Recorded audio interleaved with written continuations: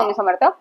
आपल्या सर्वांना माहिती श्रावण महिना सुरू झालाय, भरपूर सेवा करतोय. कोणाचे नवनाथाचं पारायण चालू आहे, कोणाचं गुरुक्षेत्राचं पारायण चालू आहे, कोणाची कोणती सेवा, नारायण सुरू झालेत. भरपूर सेवा पण करतो. त्यातच आपल्याला एक सेवा करायची, ती कोणती म्हणजे स्वामींची सेवा.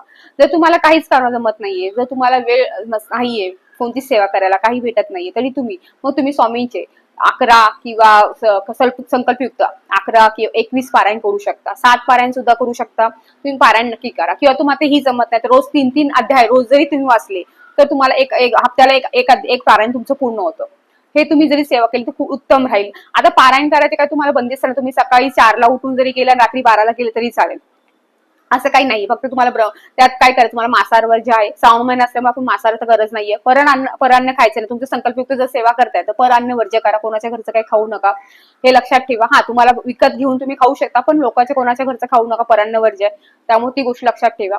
ही सेवा करा, कारण आपण भरपूर सेवा करतो. त्यातली आपल्या स्वामींची सेवा तर केलीच पाहिजे ना, आपल्या गुरूंची सेवा तर केलीच पाहिजे. त्यामुळे तुम्ही 7, 11, 21 पारायण नक्की करा. एक जरी जमलं तरी नाही, तुम्हाला तेही जमत नाहीये ते जेवढे गुरुवार आहे, 4 गुरुवार आहेत, त्या 4 गुरुवार एक पारायण जरी तुम्ही केलं तरी चालेल. जसे जमेल तशी स्वामींची सेवा करा. तेही जमत नाहीये तर 11 माळी सो समर्थ मंत्र जप करा, 11 वेळा तारक मंत्र जप करा. ह्या सेवेने आपल्या नशिबात जे नसतं तेही भेटते, लक्षात ठेवा. स्वामी कोणतीही गोष्ट आपल्याजवळ ठेवत नाही, ते व्याजासकट देतात. त्यामुळे या सेवा करा, नक्की तुमच्या सगळ्या इच्छा पूर्ण होतील. संकल्प केली तर खूप छान राहील. नाही संकल्प करायचा तरी तुम्ही अशी सेवा करा, तुम्हाला नक्की चांगले रिझल्ट भेटेल. पण संकल्पयुक्त सेवा केली की त्याचा रिझल्ट आपल्याला नक्की 100% होतो. त्यामुळे संकल्पयुक्त तुम्ही सेवा करा, मी नक्की सांगेल. श्री स्वामी समर्थ.